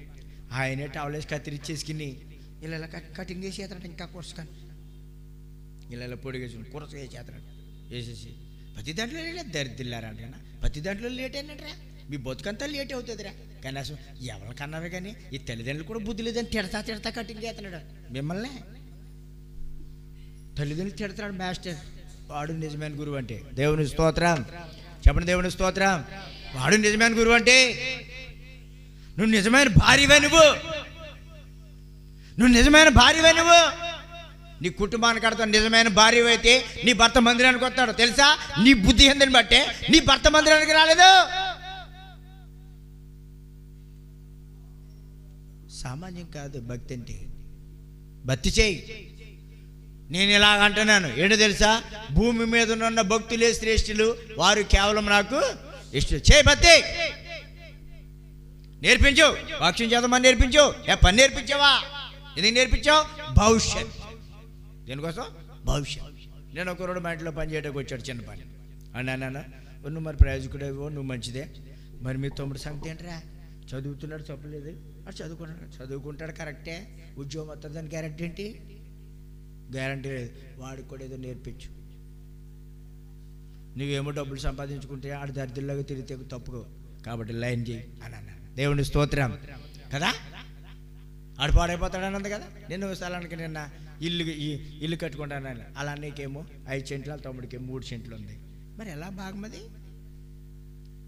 ఊగలు ఇల్లు కట్టాలి ఎలా అని చెప్పారు. కొన్ని సలహాలు చెప్పాను. అమ్మా ఇల్లు కట్టారు కాబట్టి మీరు ముగ్గురు కలిసి హోటల్ కొంత అతనికి డబ్బు ఇవ్వండి. అతను కట్టుకుంటాడు. అతను ఎలా కట్టేసుకుంటాడు? అక్కడను మీరు కట్టిన దాంట్లో మీరు ఉంటారా? అది తప్పు కదా. ఏది న్యాయం? దేవుని మందిరానికి వస్తున్నావు కదా నువ్వు భక్తురాల్లాగా. మానలేదా మందిరానికి? భక్తి చేతను కరెక్టే. నువ్వు నీ భక్తి ఉంది. మరి నీ భర్తకి ఏది భక్తి? నీ పిల్లలకి ఏది భక్తి? నీ పిల్లలు వచ్చారా మందిరానికి? పిల్లలు లేరా? గుడ్డు ముద్దానువా నువ్వు? గుడ్రాలువా? ఎలా పడితే అలా వదిలేస్తున్నావు నీ పిల్లల్ని? గురులు బాధపడతారా? సేవకులు బాధపడతారా? అండి గ్రామంలో కూడా చనిపోతే ఇంటిలో బాధ కూర్చుంటారు అందరూ. అక్కడికి వెళ్ళి నీ పిల్లలు ఎలా పెంచుతున్నావు నువ్వు? నీ పిల్లలు జాగ్రత్తగా బ్రతుకుతారా? నేను లేకపోయినా సరే నా పిల్లలు జాగ్రత్తగా బ్రతుకుతారు అని సాక్ష్యమే. వాళ్ళ కాళ్ళ మీద వాళ్ళు నిలబడగలరు అని సాక్ష్యమే. ఇస్తావా? నువ్వు పనికిమాల సోకులు చేస్తున్నావు, నీ బిడ్డలు అంతకంటే సోకులు చేస్తున్నారు. నేను చెప్తాను కదా అప్పుడప్పుడు, నువ్వు దొంగోడు దొంగదే కలిసి అంటే ఏం చేసుకున్నారు? జ్యోతి తెలిసి కథ దొంగ తెలదు నీకు అని అడుగు. మీరు చెప్పండి. ఇంకా అంతమంది టైం మీకు టైలు కావాలి మళ్ళీ మీకు కదా. చెప్తాకిస్తారా టైలు ఎందుకు మనకి? డబ్బులు సంపాదించడానికి టైం అక్కర్లేదు. గుళ్ళోకి వచ్చేటప్పుడు టైం. ఈ వాచ్ ఇక్కడ ఇట్టారే, ఇక్కడ పెట్టండి వాచ్, ఇలా ఇక్కడ పెట్టండి గడియారు, మీకు కళ్ళు కనపడతాం. దేవుని స్తోత్రం. అన్ని మార్చుకోండి కరెక్ట్గా కదా. చెప్తున్నా నేను, భీమవరంలోనంట ఓ దొంగదుందంట, పాలకొల్లో దొంగ కూడా ఉన్నాడంట. భీమవరం దొంగదే పాలకొల్లు దొంగోడి దగ్గరికి వచ్చి పాలకొల్లు దొంగోడు జోబులో ఉన్నటువంటి పరస దొంగలంతాకే జోబులో చేయటేసిందట. ఎవరో? భీమవరం దొంగదే. వెంటనే దొంగోడికి మెలుకు ఉంటాడు కదా, ఈ దొంగోడంట ఈ దొంగదాన్ని చెయ్యట్టుకున్నాడంట. ఎవరు చెయ్య? దొంగదాన్ని చెయ్య. వెంటనే ఈ దొంగదాన్ని చేయట్టుకునేటప్పటికి వెంటనే ఈ దొంగోడు ఆ దొంగదాన్ని చూశాడంట. ఈ దొంగోడు చూసి నవ్విందంట. ఏం చేసింది? నవ్వింది. చూపులు కలిసిన శుభ్వేలని చూపులు కలిసినాయి అంట. నువ్వు నేను ఒకటి అని చెప్పానని ఏంటే అది నవ్విందంట. దొరికేసింది కదా. మరి ఏం చేసింది? నవ్విందంట. ఏ ఊరినిది అని అడిగాడంట కుర్రోడు. మరి అయిపోతాడు, ఆడదాని చేతి తగిలితే కరెంట్ సక్కు కటేమని అడిగాడు. ఏ ఊరినిది అన్నాడు. భీమవరం అన్నాడు. మీదే ఊరు అంటారు. వీళ్ళిద్దరు అంట లవ్ చేసుకున్నారంట. జ్యోతి ఏం చేసుకున్నారు? లవ్ చేసుకున్నారు. జీవం కలిగిన దేవుడు, అందరు పక్షపాతం లేదు అతనికి. దేవుడు గొప్పవాడు పిల్లరా. అయిన తర్వాత వెంటనేనంట పిల్లరా, వెంటనే 2 సంవత్సరంలోనే దేవుడు వాళ్ళిద్దరు గర్భమో తెరిచాడంట. నీ తెలిచాను అదిరా ఈ కథ, నీకు తెలుతా, నేర్చుకో. దేవుడుతో ఇలాంటివే చెప్పాలి. ఇప్పుడు ఏంటారో కల్పనా కథలు వింటారు తప్ప వాక్యం ఎవడికి అక్కర్లొద్దు. ఇంటే అయ్యలాగా నిజం అండర్స్టాండ్. ఏం వాక్యం చెప్పానండి ఆ టక్మని మీరు చెప్పారు కానీ అది మీరు బతుపూరలు అనుకుంటున్నాను నేను. లేదా ఎవరు రాత్రి ఏం కొడుతున్నా ఎవరంటే మర్చిపోతావు, పొద్దున్న ఏం కొడుతున్నా మర్చిపోతావు. ఇంకెక్కడ మీరు బ్రెయిన్ ఎక్కడ పని చేస్తుంది? పని చేయట్లేదు, మెంటలేకపోతే అందరూ క్రాక్గళ్ళే. దేవుని స్తోత్ర. మెంటలు అంటారు, మెంటలు. అటు చూసా భీమవరాన్ని మన ఒకటి ఏం చేయడు తెలుసా? అమ్మనే తమ్ముడిని ఏం చేశాడు? యుద్ధం చేయ మెంటలోడాడు.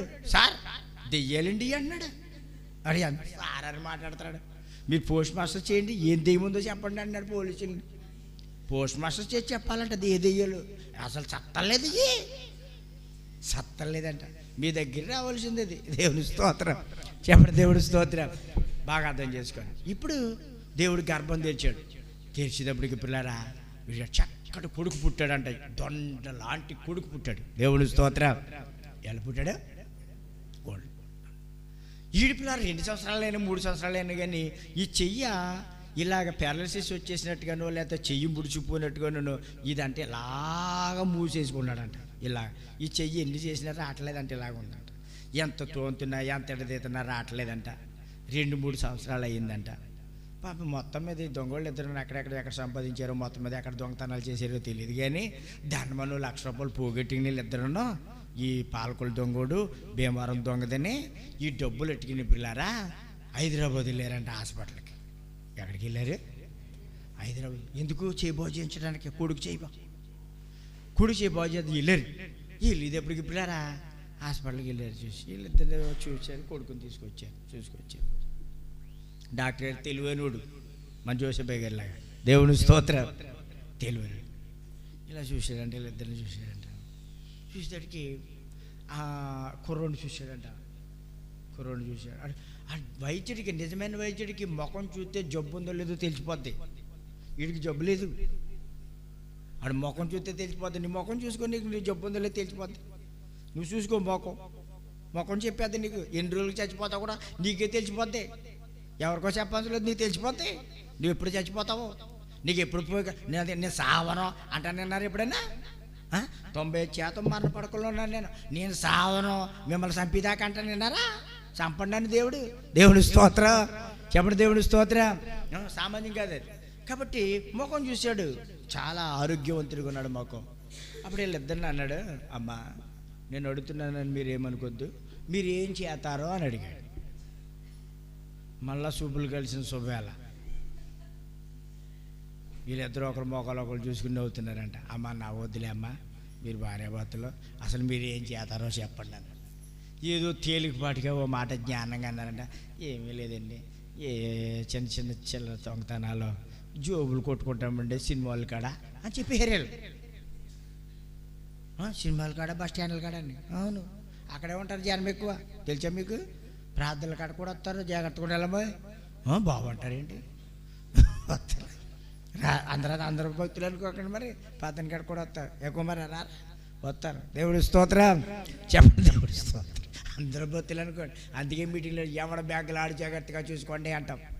మన కుక్కుపేట చూసి వెళ్ళి వచ్చింది సైని, బ్యాగ్ ఫోను పోయిందా పిల్లది, నిజమా? ఉద్యోగం చేసుకుంటుంది ఆ పాప.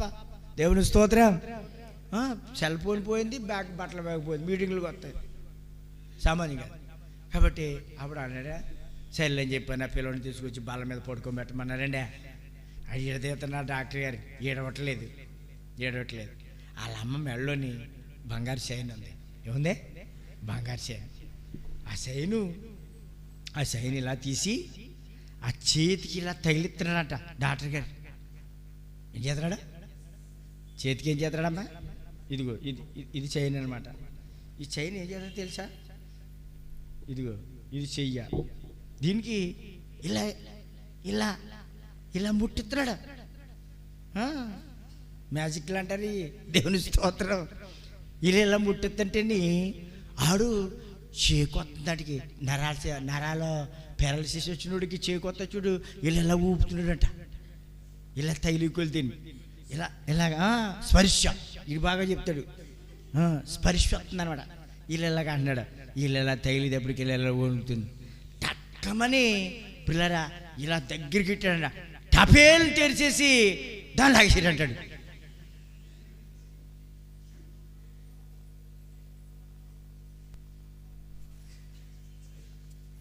ఆ చైన్ కూడా లాగాడంటాడు.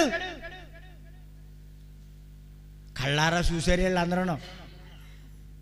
బుడ్డగాడు ఏముంది చేతిలో? ఇళ్ళలాగా ఎట్టింది కింద పుడి చేసుకుంటే కనపడతానికి డాక్టర్ గారి కళ్ళు ఎదురుకుండా కదా. అప్పుడు చేతులు ఎట్టి ఇలా ఆగితేనంట ఆ చైన్తో పాటు అంట ఉంగరం ఉందంట చేతిలో. ఉంగరం డెలివరీ అయ్యేటప్పుడు అంట మంత్రసాన్ని ఉంగరం కుట్టేసాడంటాడు బుడ్డగాడు.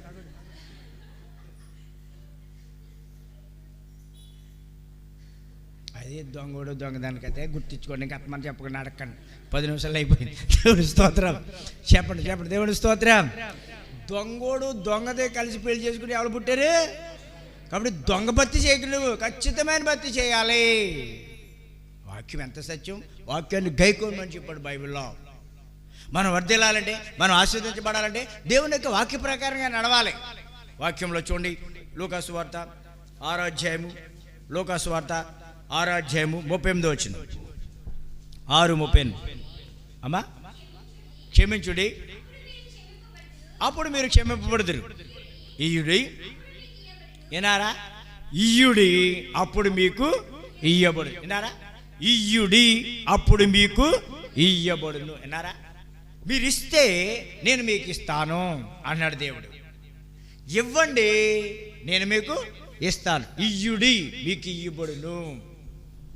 చాలామంది జీవితాల్లో ప్రియమైనటువంటి దేవుని బిడ్డలారా, దేవుని కొరకు పరిచర్య చేయాలన్నా, దేవుని కొరకు కానుకలు ఇవ్వాలన్నా, దేవుడికి హృదయాన్ని ఇవ్వాలన్నా, దేవుని మందిరానికి రావాలన్నా, పాట పాడాలన్నా, వాక్యం చదవాలన్నా, ప్రార్థన చేయాలన్నా, పరిచర్య చేయాలన్నా వెనకాడతారు. వెనకాడకూడదు. మనం ఏ విత్తనమైతే విత్తుకుంటామో అదే పంటను మనము కోసుకుంటాం. కాబట్టి వాక్యం ఏమన్నాడు? ఇవ్వండి, మీకు ఇయ్యబడును. నువ్వు ఇచ్చావనుకో దేవుడు నీకేం చేస్తాడు? ఇస్తాడు. సామెతల గ్రంథం 11వ అధ్యాయము, సామెతల గ్రంథం 11వ అధ్యాయం 24వ వచనం. 11:24. వెదజల్లి అభివృద్ధి పొందువారు కలరు, తగిన దానికన్నా తక్కువ ఇచ్చి లేమికి వచ్చేవారు కలరు. చూడండి, వెదజల్లి అభివృద్ధి పొందువారు కలరు. చూడండి, వెదజల్లి అభివృద్ధి పొందువారు కలరు, తగిన దానికన్నా తక్కువ ఇచ్చి లేమికి వచ్చేవారు కలరు. వెదజల్లి అభివృద్ధి పొందడం. ఎద అంటే ఏంటో తెలుసా? ఇప్పుడు చూడండి, కొంత ఒక 50 కేజీలు లేదా ఒక 30 కేజీలు విత్తనాన్ని ఒక ఎకర పొలంలో వెదజల్లేస్తారు. ఎద ఊడుపు కాదు, దున్నిన తర్వాత జిమ్మేస్తారు. విత్తనం దున్నేస్తే అది ఒక 30 కేజీలు కానీ 50 కేజీలు కానీ ఎద జల్లితే అది కోతకే 50-60 బస్తాలు వస్తుంది. దేవుని స్తోత్రం. ఎద జల్లడం అంటారు దాన్ని. ఊడుపులు ఊడ్చడం వేరు. నారుమడేస్తారు, ఊడుపు ఉడతారు, అది కాదు. ఎద జల్లడం. వెదజల్లి అభివృద్ధి పొందువారు కలరు, తగిన దానికన్నా తక్కువ ఇచ్చి లేముకొచ్చేవారు కలరు. ఎద జల్లాలి. దేవునికి ఇవ్వడం విషయంలో చాలా మంది ఎలా ఉంటారో తెలుసా? లోబులుగా ఉంటారు, పిసినారులుగా ఉంటారు. పిసినారులుగా ఉండకూడదు, లోబులుగా ఉండకూడదు. దేవుడి నిన్ను దీవించాలంటే నువ్వు ఇవ్వాలి. కొండలో కూడా కొండలు ఉండాలి,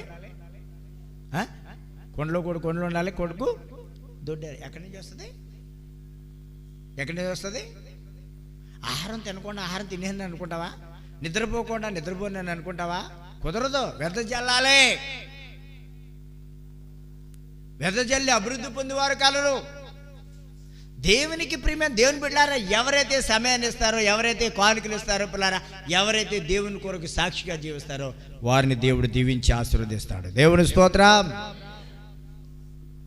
కీర్తన గ్రంథం 115 అధ్యాయము 15 వచనం. కీర్తనలు 115:15. భూమి ఆకాశంలో సృజించినటువంటి యెహోవా చేత మీరు ఆశీర్వదించబడినటువంటి వారు. చూసారా? భూమి ఆకాశంలో సృజించినటువంటి దేవుని చేత మీరు ఆశీర్వదించబడినటువంటి వారు. దేవుని కొరకు ప్రియమైన దేవుని బిడ్డలారా, ఎప్పుడైతే మనం ఇచ్చామో అప్పుడే దేవుడు మనల్ని దీవిస్తున్నాడు. చాలా మందికి దేవునికి ఇవ్వడం విషయాలు అనుకుంటారు. దేవుడు నిన్ను దీవించేకొలది కూడా మరింత సమీపంగా ఉండాలి. పేతురు గారిని ప్రభు అన్నాడు, నీ దోణిని లోతుకు నడిపి వలవై అన్నాడు. దేవుడు మాట చెప్పిన వలేశాడు, విస్తారమైన చేపలు పట్టేశాడు. దేవుని మాటకు సృష్టి అంతా లోబడుతుందని తెలుసుకున్నటువంటి ఈ పేతురు ఏం చేశాడు తెలుసా? ప్రభు, నేను పాపాత్ముని, నన్ను విడిచిపెట్టు అనని లొంగిపోయాడు. లొంగిపోయాడు. దేవుడు నిన్ను దీవించాడని దేవుడికి లొంగావా? నువ్వు గట్టిగా ఉన్నావా? దేవుడు దీవించిన వ్యక్తులు వినయంతో ఉంటారు, విధేయతతో ఉంటారు, తగ్గింపుతో ఉంటారు. ఎన్ని పనులున్నా సరే ప్రతి పనిని కూడా అవతల పడేసి దేవుని మందిరానికి వస్తారు. దేవుని స్తోత్రం. అటువంటి కార్యక్రమం అది రానా, ₹1 ఇచ్చినా నేను రాను అని అంటాడు. ఎరా బాబు, ప్రార్థనకి ఎంత రాలేదే? పని ఉన్నదండి అయ్యారండి, పని ఉన్నదని అంటే మానేశాడంట ప్రార్థన. బాబు, ఇవాళ ఆదివారం మందిరానికి వెళ్ళాలి, నేను పనికి రాను అని చెప్పాలి. నువ్వు ఏమని చెప్పాలి? చెప్పండి, ఏమని చెప్పాలి? ఇవాళ ఆదివారం ఎక్కడికి వెళ్ళాలి చెప్పండి? మందిరానికి వెళ్ళాలి. కాబట్టి ఇవాళ రాను చెప్పాలి. చెప్తున్నావా? దేవుడిని అడ్డుకుంటున్నావా? దేవుడు పట్టించుకోడని, దేవుడు మాట్లాడ్డాన్ని, దేవుడు వాళ్ళు ఏం బాగుపడిపోయావా? దేవుడు నేను దీవించేశాడా? ధనానికి నువ్వు బానిస అయిపోలేదు. ఇప్పుడు ఆ పేతురు ఏం చేయాడు తెలుసా? పాపాత్మని ప్రభా, నన్ను విడిచిపెట్టు అన్నాడు. అప్పుడు అన్నాడు, పేతురు, ఎందుకు ఇస్మై పొందుతున్నావు? ఎందుకు నువ్వు ఆశ్చర్యపోతున్నావు? ఎందుకు నువ్వు ఇస్మై పొందుతున్నావు? నన్ను వెంబడించి నేను నిన్ను మనుషులను పట్టే జాలరులుగా నేను చేస్తాను. దేవుని స్తోత్రం. చెప్పండి, దేవుని స్తోత్రం. ఎంతగా ఆశీర్వాదం చూసుకోండి. దేవుడిచ్చినప్పుడు దేవుడిచ్చిన దాన్ని పక్కన పడేయాలి. మనం అతుక్కుపోకూడదు. తగిన దానికంటే తక్కువ ఇచ్చి లేముకొచ్చి వారు కలరండి. ప్రారంభ దినాల్లో దశభాగం ఇచ్చాడు, దేవుడు నేను దీవించాడు. ప్రారంభ దినాల్లో మీటింగ్లకి కావచ్చు, క్రిస్మస్లకి కావచ్చు, 5,000 10,000 ఇచ్చావు, దేవుడు నేను దీవించాడు. ఇప్పుడు ఆశీర్వదించాడు, నువ్వు బాగానే ఉన్నావు, భూమి ఆకాశంలో సృష్టించిన యెహోవా చేత నువ్వేమయ్యావు, ఆశీర్వదించబడ్డావు. ఇప్పుడు కానుక ఎంత ఎత్తున్నావు? ఇప్పుడు కానుక ఎంత ఎత్తున్నావు? 5,000 ఇస్తున్నావా? 10,000 ఇస్తున్నావా? 500 ఇస్తున్నావా? 100 ఇస్తున్నావా? అప్పుడు ఎందుకు ఎక్కువ ఇచ్చావు? ఇప్పుడు అప్పుడేమో దేవుణ్ణి ప్రేమించావు, దేవుడికి ఇచ్చావు. ఇప్పుడు ధనాన్ని ప్రేమించి ధనము దేవుడిలాగా పెట్టుకుని ధనాన్ని ఏం చేస్తున్నావు నువ్వు? ఇప్పుడు తగ్గించి జాగ్రత్త జాగ్రత్త. ఎప్పుడన్నా నీ ముఖానికి దేవుడి కోసం ఓ 10,000 20,000 ఇచ్చావా? ఓ 50,000 ఇచ్చావా? ఏం పట్టుకెళ్తాం ఈ లోకం నుంచి? మనం ఈ లోకంలోనికి ఏమీ తీసుకురాలేదు, ఈ లోకం నుంచి ఏమీ కూడా తీసుకుని పోలేం, ఏమి తీసుకుని పోలేం. అన్న వస్త్రములు కలిగి ఉండి వాటితో మీరు తృప్తి పొంది ఉండండి అని చెప్పాడు. తృప్తి పొంది ఉండమని చెప్పాడు. అలా ఉన్నావా? అపొస్తలుల కార్యాలు 4:32 అపొస్తలుల కార్యాలు 4:32 విశ్వసించిన వారందరూ ఏక హృదయమును ఏకాత్మయు గలవారై ఉండిరి. ఎవడును తనకు కలిగిన వాటిలో ఏది తనదని అనుకొనలేదు.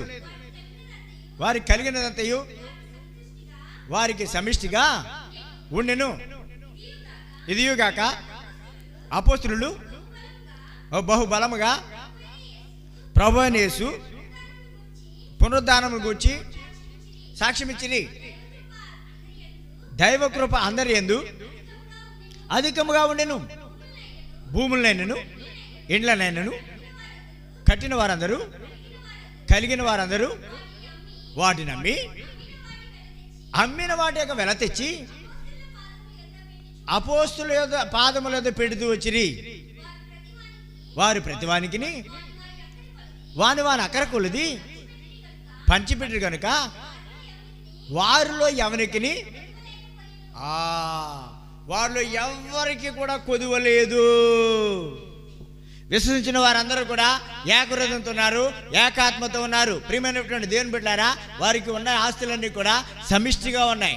అంతేకాదు వారికి ఏదైనా ఇల్లున్నా ఏదున్నా సరే ప్రతిదాన్ని కూడా అమ్మి అపోస్తుల పాదాల దగ్గర పెట్టేవారు. అప్పుడు దైవ కృప అందరినీ ఆవరించి ఉండేది, అందరినీ ఆవరించి ఉంది. ఈ అపోస్తులు అనబడినటువంటి వారు అక్కర కొలిది కూడా ఆ ఆస్తులను వారికి పంచి పెడుతూ వచ్చేవారు. అప్పుడంట ఎవరికి ఏమి తక్కువ కాలే, ఎవరికి ఏమి తక్కువ. నీకెందుకు తక్కువ అవుతుంది? నీకెందుకు తక్కువ అవుతుంది? ప్రియమైనటువంటి దేవుని బిడ్డలారా, సామాన్యం కాదు. దేవుడికి ఇచ్చిన విషయంలో వెనకాడలేని కారణంగా దేవుని కృప ఆవరించి ఉంది. ఎవరికి కూడా ఏమీ కొదువ లేదు. అక్కడ 5వ అధ్యాయంలోనే అననీయ సప్పీరా అనే భార్య భర్తలు ఉన్నారు. ఇలాగ సంఘం అంతా నడుస్తున్నప్పుడు భూమిని అమ్మేశారు. అననీయ సప్పీరా అమ్మేసిన తర్వాత ఆ భూమి అంతా కూడా ఆ వెలంతా కూడా అట్టుకొచ్చి అపోస్తుల పాదాల దగ్గర పెట్టాలి. ఈ సప్పీరా అన్నది, ఏమండి మనం కొంత దాచుకుందాము, అంతా అటుకెళ్ళి ఎగరికి ఇచ్చేది ఎందుకు, మనం కొంత దాచుకుందాం అన్నారు. వెంటనే తన భార్య మాటిని ఆ కొంత ధనాన్ని ఏం చేశాడంటే దాచేశాడు.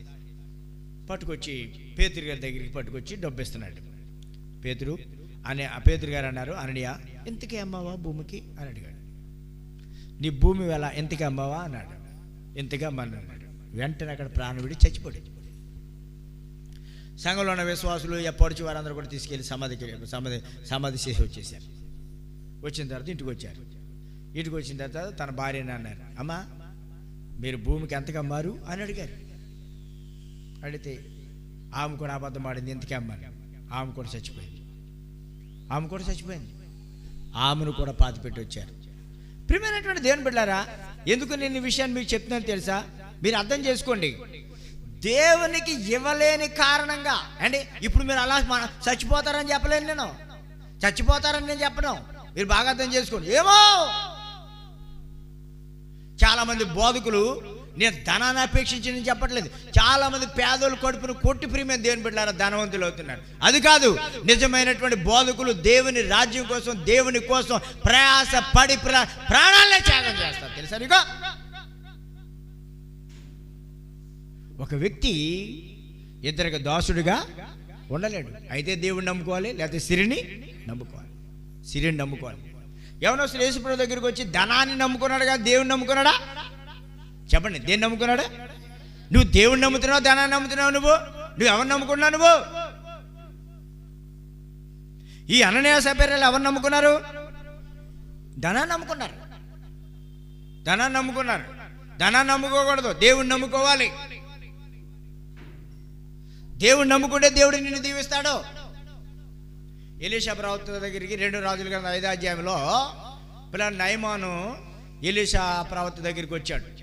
ఈ నయమానుకి కుష్టి వ్యాధి ఉంది. కుష్టి వ్యాధి ఉన్నప్పుడు ఈ ఎలీషా ప్రవక్త ఏమన్నాడంటే, ఎలీషా ప్రవక్త దగ్గర ఈ నయమాను కొంత వెండి, బంగారము, బట్టలు పట్టుకొచ్చాడు. ఆయనకి ఏమక్కర్లేదు, కానీ మీరు యోర్దాను నదిలో 7 మార్లు మునిగి స్వస్థత పొంది మీరు వెళ్ళండి అని చెప్పాడు. తర్వాత పిల్లరా అతడు మునిగాడు, 7 మార్లు మునిగాడు, స్వస్థత పొందాడు, వెళ్ళిపోతుంటే ఈ ఎలీషా ప్రవక్త దగ్గర గెహాజీ ఉన్నాడు, శిష్యుడు. ఎలీషా ప్రవక్త యొక్క శిష్యుడు గెహాజీ ఉన్నాడు. ఈ గెహాజీ ఏం చేస్తున్నాడు తెలుసా? ఆ బంగారాన్ని, ఆ బట్టలను, ప్రియులారా ఆ యొక్క వెండిని ప్రేమించి రథం వెంబడి పరిగెత్తుకుని వెళ్తున్నాడు. పరిగెత్తుకుని వెళ్తుంటే ఈ నయమాను చూశాడు. చూసి ఆజ్యమన్నాడు, రథాన్ని ఆపాడు. వచ్చాడు, ఏమి లేదండి, మీరు ఇలా వచ్చేసిన తర్వాత పలానా ప్లేస్ నుంచి కొంతమంది వచ్చారు, కాబట్టి కొన్ని బట్టలను, కొంత వెండిని, కొంచెం ఇవ్వమన్నారు మా అయ్యగారు అని చెప్పాడు.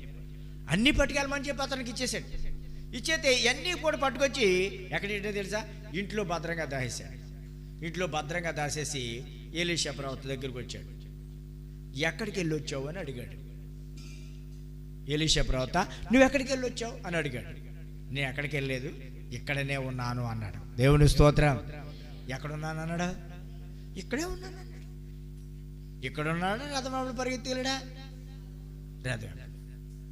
సేవకుడు అన్నాడు, నువ్వు రథం వెంబడి పరిగెత్తుకుని వెళ్తున్నావు కదా, నువ్వు రథం వెంబడి పరిగెత్తుకుని వెళ్తున్నప్పుడు నా మనసు, నా హృదయంలో ఉన్న పరిశుద్ధాత్మ ఉంది కదా, మరి నీలో పరిశుద్ధాత్మ ఉంది కదా, నా మనసు నీతో కూడా రాలేదా? కాబట్టి ఆ నయమానుకు కలిగినటువంటి కుష్టి నీ మీద, నీ యొక్క తరతరాల మీద కూడా ఉంటుందని చెప్పాడు సేవకుడు. దేవుని స్తోత్రం. చెప్పండి, దేవుని స్తోత్రం. నీకు దీవెన 1000 తరాల వరకు ఉంటుంది, శాపం 4 తరాల వరకు ఉంటుంది. నీ కుటుంబానికి దీవెన తెస్తున్నావా, శాపం తెస్తున్నావా? బుద్ధిహీనుడా, బుద్ధిహీనురాలా. ఈ లోకములో మానవుని యొక్క జీవితము 70, 80 ఆవిరి వంటిది అని చెప్పాడు. మీ జీవమే ఏపాడదని చెప్పాడు. మనం బ్రతుకున్నాని చెప్పి ప్రభు కొరకు ఒక నమ్మకమైన సాక్షిగా బ్రతికి పోరాడాలి. దేవుని కోసం బ్రతుకుతున్నావా, లోకం కోసం బ్రతుకుతున్నావా, ధనం కోసం బ్రతుకుతున్నావా, మనుషుల కోసం బ్రతుకుతున్నావా? మనుషులు మెప్పులు కావాలా నీకు? దేవుని యొక్క మెప్పులు కావాలా?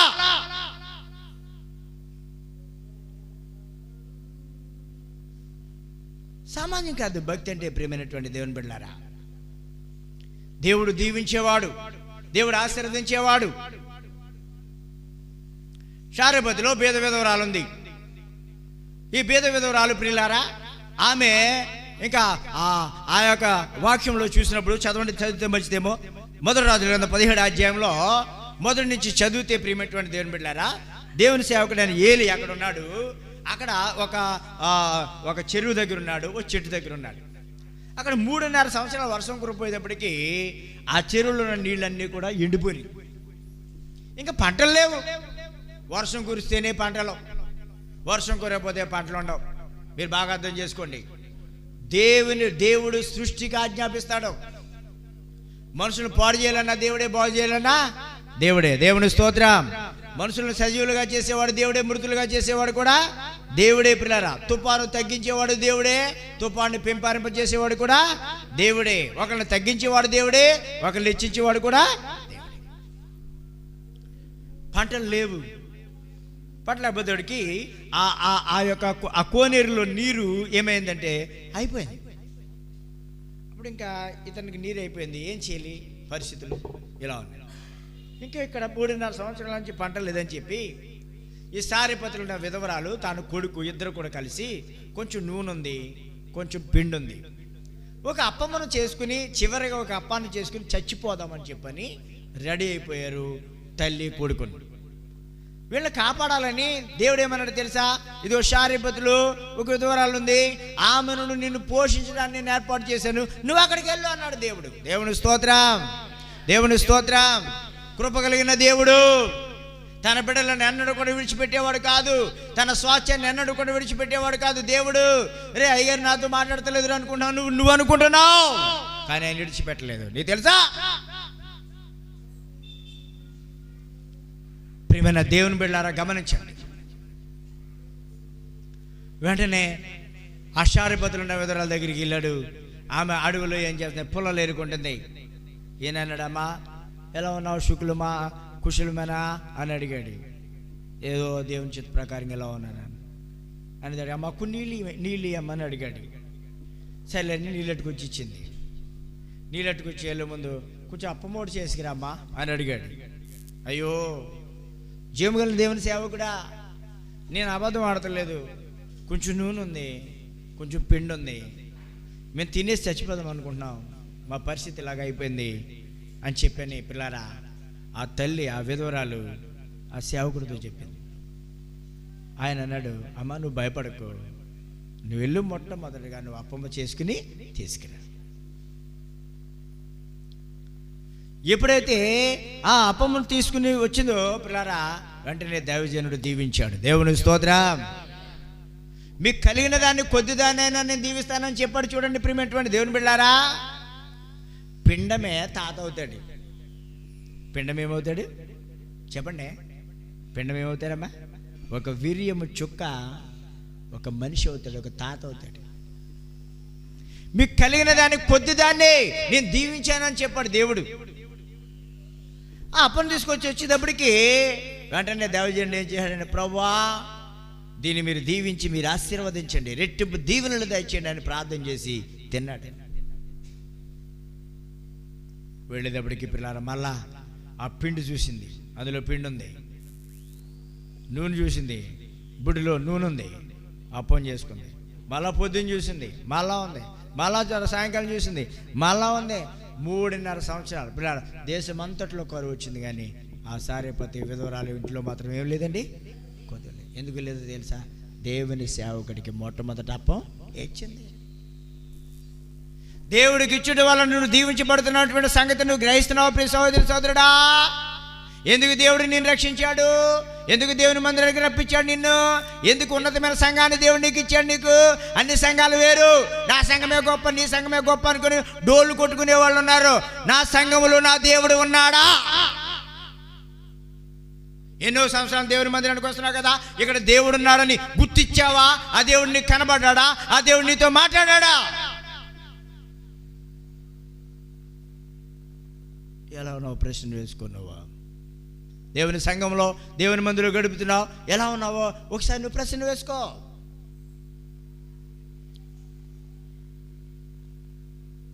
దేవునికి ఇచ్చే విషయంలో దీవులు ఉంటాయి. ఎలీషా ప్రవక్త గొనురాలు ఇంటికి వెళ్ళాడు.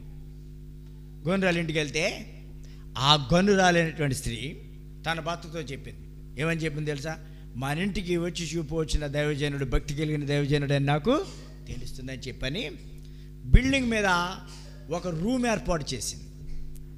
వచ్చినప్పుడల్లా ఎక్కడ ఉండండి మీరు, ఎక్కడ భోజనం చేసి వెళ్ళాలి మీరు అని చెప్పింది. వెంటనే ఆ సేవకుడు ఏమన్నాడు తెలుసా? ఏమిటి ఇంట్లో కొదువులు ఏమున్నాయి అని అడిగాడు. ఆమెకు వివాహం అయింది కానీ బిడ్డలు లేరు. సేవకుడు వెళ్ళేటప్పుడు అన్నాడు, అమ్మా నువ్వు వెళ్ళారా, మరలా మునుపటికి మళ్ళీ ఇదే ఋతువుకి మళ్ళీ మీ ఇంటికి వస్తాం, వచ్చేటప్పుడు నీ కౌగుట ఒక కుమారుడు ఉంటాడు. దేవునికి స్తోత్రం చెప్పండి, దేవునికి స్తోత్రం. దీవెన దీవెన, దేవునికి దీవెన. దేవ సేవకుడికి ప్రియమైనటువంటి దేవుని బిడ్డలారా ఆహారం పెట్టింది, ఆహారం పెట్టింది. పెట్టడం వల్ల దీవెన, పెట్టడం వల్ల దీవెన. నీ విత్తనం వేసుకున్నావా? నీ విత్తనం వేసుకున్నావా? విత్తనం వేసుకున్నావా? ప్రసంగి గ్రంథం 11వ అధ్యాయం మొదటి వచనం. ప్రసంగి గ్రంథం 11వ అధ్యాయం మొదటి వచనం. నీ ఆహారం నీళ్ళ మీద ఏమో చాలా దినములైన తర్వాత, చూసారా, నీ ఆహారం నీళ్ళ మీద ఏమో చాలా దినములైన తర్వాత అది నీకేమవుద్ది? కనబడుతుంది. ఇవాళ నువ్వు చేసే ప్రతి పరిచర్యకు తగినటువంటి రెట్టింపు 1000 రెట్లు దీవెన యేసయ్య నీకు ఇస్తున్నాడు. ఓ గుడ్డిచ్చావా, 1,00,000 గుడ్లు ఇస్తాడు నీకు. ఓ కోడిచ్చావా, 1000 కోళ్ళు ఇస్తాడు నీకు యేసయ్య. నేనేదో అనుకోకు, గాడిదంట, గాడిద ఏనుగంట ఏదో పెద్ద గ్యాస్ వేస్తుంది అనుకున్నా, దుష్మన్నదంట. అలా నువ్వు చేసినంత సముద్రంలో చెప్పు రెట్టంతా, సముద్రంలో రెట్టంతా. దేవుడి కోసం ప్రాణం దారం పోయాలి. నా యేసయ్యా నీ కోసం ప్రియమైన దేవుని బిడ్డలారా అవమానాలు, నిందలు, కష్టాలు భరించాడు. అర్థమైందా? నీ పాప భారం అంతా కూడా ఆయన మోసాడు. చేతిలో మేకులు ఎంచుకున్నాడు, తలకి పిల్లరా ముళ్ళ కిరీటాలు పెట్టించుకున్నాడు, పక్కలో పల్లిపు పోటు పిల్లరా, కాళ్ళకిచ్చి పిల్లరా మేకులు, కొరడా దెబ్బలు, వడదకు కొరడా దెబ్బలు, నాగలి చాలా వాళ్ళు దున్నేశారు. నీ కోసం నా యేసయ్యని చంపేశాడు, చిత్రహింసలు చేసి. ఏమిస్తే ఆయన రుణం తీరిపోద్ది? ఏమిస్తే దేవుని రుణం తీరిపోద్ది? ప్రియమైన దేవుని బిడ్డలారా, ఈ లోకంలో జీవించినంత కాలము ప్రభువు కొరకు నువ్వు సాక్షిగా బ్రతకాలని యేసయ్య ఆశపడుతున్నాడు. ప్రభు కొరకు సాక్షిగా జీవించాలని ఆశపడుతున్నాడు. నువ్వు ప్రభు కొరకు సాక్షిగా జీవిస్తావా? చివరికి అడిగేది ఏంటో తెలుసా? నీ మేడమెద్దులు, నీ ఆస్తుపాస్తులు కాదు కానీ సామెతల గ్రంథం 23:26 వచనం. నేను ముగించిపోతున్నాను.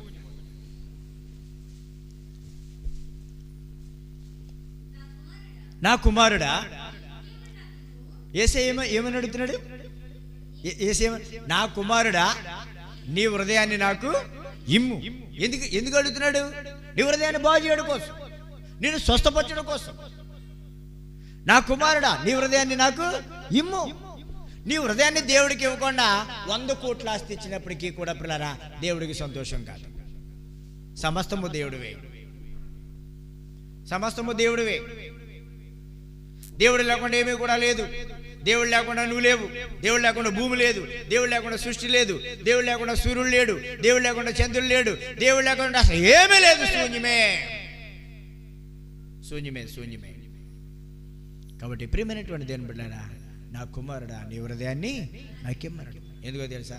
నీ హృదయాన్ని దేవుడికి ఇచ్చావనుకో నిన్ను బాగు చేసి పరలోక రాజ్యానికి వారసులుగా చేస్తాడు. కాబట్టి ప్రతి ఒక్కరూ కూడా దేవుడి విషయంలో పనిచేస్తున్నావా? రెట్టింపు దీవెన నీకు ఇస్తాడు యేసయ్య. కానుకిచ్చావా? 100 రెట్లు దేవుని యేసయ్య నీకు ఇస్తాడు. నీకు అర్థమైందా? సేవకుడు దేవుడు పక్షంగా నిలబడతాడు.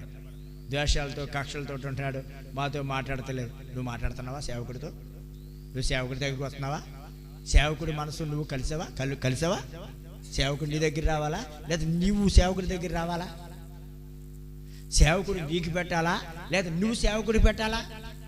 అంటే చెప్పండి, ఒక ప్రశ్న. సేవకుడికి మీరు పెట్టాలా, లేదా సేవకుడే మీకు పెట్టాలా? చెప్పండి, చెప్పండి అమ్మా, చెప్పండి. దేవుడు ఆత్మస్వరూప శరీర సంబంధం. నువ్వు పని చేయాలి దేవుని కొరకు. నువ్వు పని చేయాలి. నువ్వు నన్ను పిలుస్తారేం పిల్లరేమని అనుకో. నీకు ఇచ్చిన వారాన్ని దేవుని మందిరంలో నువ్వు ఉపయోగించుకోవాలి. చెప్పినా చెప్పకపోయినా చెయ్యాలి. నువ్వు నన్ను పిలుస్తారేమో అని అనుకోక. పెళ్ళి కాదు ఇది. ఏది? ఎవరన్నా గ్రేషం పిల్ల, గ్రేషం పిల్ల పెళ్ళి. నిన్న కవిత మ్యారేజ్, అమ్మగారు కోటెట్టుకుని వచ్చి అమ్మగారికి చీరట్టుకు వచ్చి ఇచ్చారు. పెళ్ళికి రండి అని. పెళ్ళ ఎవరి పెళ్ళిది చెప్పండి? ఎవరి పెళ్ళి? ఈ పెళ్ళి ఎవరి పెళ్ళి? దేవుడి పెళ్ళి. 18వ తారీఖున ఎవరి పెళ్ళి చెప్పండి?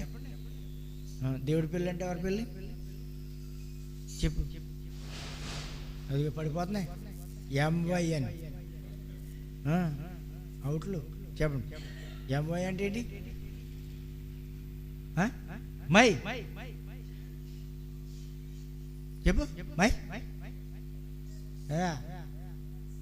మై మ్యారేజ్ అంటే శాంతే ఇంకా రాలేదా? కలియాలి చెప్పు. నాది కాదు చెప్పు, చెప్పుకో నువ్వు అను. నా పెళ్ళి. ఎవరి పెళ్ళి? దేవుడి పెళ్ళి కండి అందరూ కూడా. ఇంకా కొత్త పెద్దలు ఎవరు కూడా ఉంటారా? ఉంటారు. అందరూ కూడా పెద్దలే, చిన్నోళ్ళు పెద్దలే, పెద్దోళ్ళు కూడా పెద్దలే. అందరూ మనసు కలిసి ఐక్యత కలిగి డబ్బులు ఎవరికైనా ఉంటాలనుకో, అదేందా వండాలనుకో 10,000 ఇవ్వాలి. 10,000 ఇస్తాం ఎందుకు? 10,000 ఇవ్వం.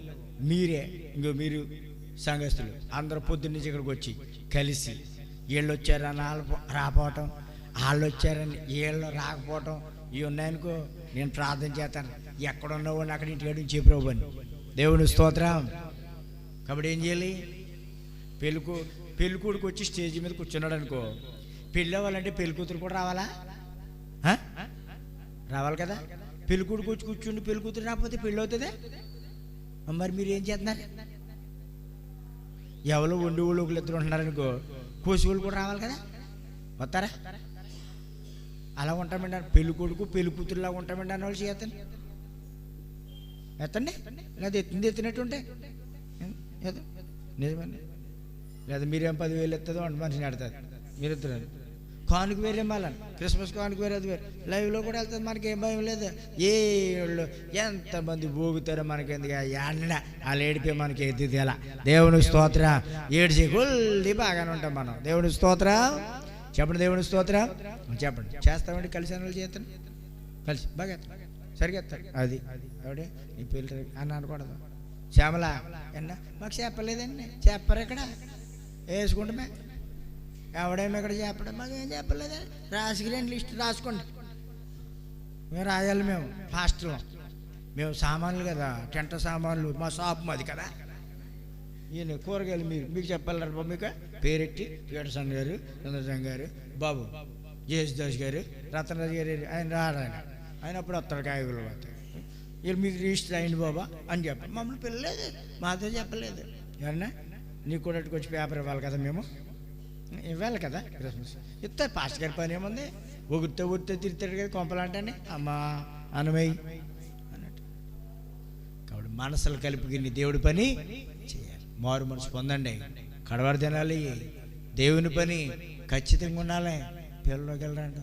కాలు బాగోలేదండి, నడుము రాలేదండి, తలకాయ పోటు వచ్చేస్తుందండి, అయ్యారండి, అయ్యి బాబా ఆకలి వేసేస్తుందండి అని అనకండి. ఆకలి వేసినా పర్లేదు అమ్మా. అదేందా ఇంటికి వెళ్ళి అన్నం తినొద్దామండి అని అనుకోకండి. ఇవాళకి తినకపోతే సత్తం ఏంటండి అయ్యారే అని చెప్పి కడిగేయండి. ఏమనే ఒక్కరోజు అన్నం తినకపోతే చచ్చిపోతాం మనం కదా. ఏం చేయాలందుకు? మీరేమో ఇంటికి వెళ్ళి అన్నం తినాలా? కుమారే ఇంటికి వెళ్ళి అన్నం తినాలా? అన్నం తినకపోతే ఏంటి మారతామా? ఒక పూట అన్నం తినకుండా ఉండగలదువా? ఉంటావు కదా. అవి ఉంటారు అంటుంది. అయ్యో లోనొట్టి పైనొట్టి అన్నగిరి ఏంటి మరి ఉంటానంటుంది. అయ్యో తాటికలు పీకిచ్చేసింది కుమార్ ఇద్దరు వచ్చి ఎంత గుడి కట్టిచ్చేసారు. ఎంత వచ్చింది దీవులు మన ఎత్తి మీదకి. దేవుని స్తోత్రం. మళ్ళీ ఇప్పుడు వస్తారు. పర్వాలేదు, ఇంటికి వెళ్ళి ఫోన్ చేసి రండి. దేవుని స్తోత్రం. మనసు కలుపుకుని రండి. కంగారు పడకండి. ఓపుకున్న వాళ్ళు రండి, ఓపుకు రాలేని వాళ్ళు మానేయండి. చేసుకున్నవాడికి చెప్పండి. చేసుకున్నవాడికి చేసుకుంటే పైకి ఎక్కుతావు. చేసుకోకపోతే చెప్పండి. నొప్పి వచ్చేస్తుంది, గుండె అట్టేటకు వచ్చేస్తుంది. హాస్పిటల్ తీసుకెళ్తే మనిషి బతుకుతాడు. హాస్పిటల్ తీసుకెళ్ళకపోతే ఏమవుతాడు? చచ్చిపోతాడు. కాబట్టి ఆవిడకాడే పని చేసి మీ మనసులో దేవుడికి ఇచ్చి మారు మనసు పొంది దేవుని రాజ్యం కొరకు సిద్ధపడండి. అప్పుడు దేవుడు బలవర్తంగా మారుస్తాడు. కొద్ది మాటలు దేవుడు